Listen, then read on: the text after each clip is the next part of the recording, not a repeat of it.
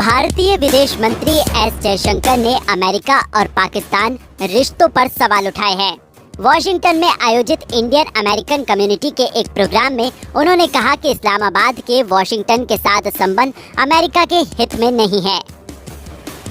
जयशंकर ने कहा, अमेरिका और पाकिस्तान के जो रिश्ते हैं उनसे ना ही कभी पाकिस्तान को फायदा हुआ है और ना ही अमेरिका को। अब यूएस को इस बात पर चिंतन करना चाहिए कि यूएस को पाकिस्तान के साथ संबंध बरकरार रखने से क्या फायदा मिल रहा है।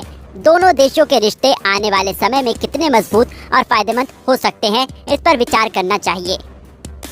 बता दें कि उनका ये बयान पाकिस्तान को F-16 फाइटर जेट के रखरखाव के लिए दिए गए पैकेज के बाद सामने आया है। अमेरिका ने 8 सितंबर को पाकिस्तान को F-16 फाइटर जेट के रखरखाव के लिए 45 करोड़ डॉलर यानी 3,581 करोड़ रुपए देने की मंजूरी दी थी।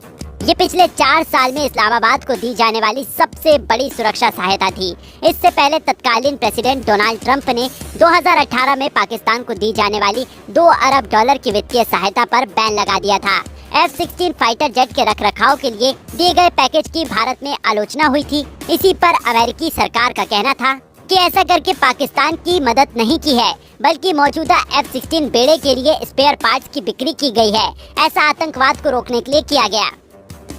अमेरिकी सहायक विदेश मंत्री डोनाल्ड लू ने बताया था कि अमेरिका की वर्ल्ड वाइड पॉलिसी है कि जब वो किसी देश को डिफेंस इक्विपमेंट देता है तो अंत तक उसके रखरखाव के लिए बाकी सहयोग भी मुहैया करवाता है। हम फाइटर जेट के विंग्स और इक्विपमेंट्स की सर्विसिंग की बात कह रहे हैं।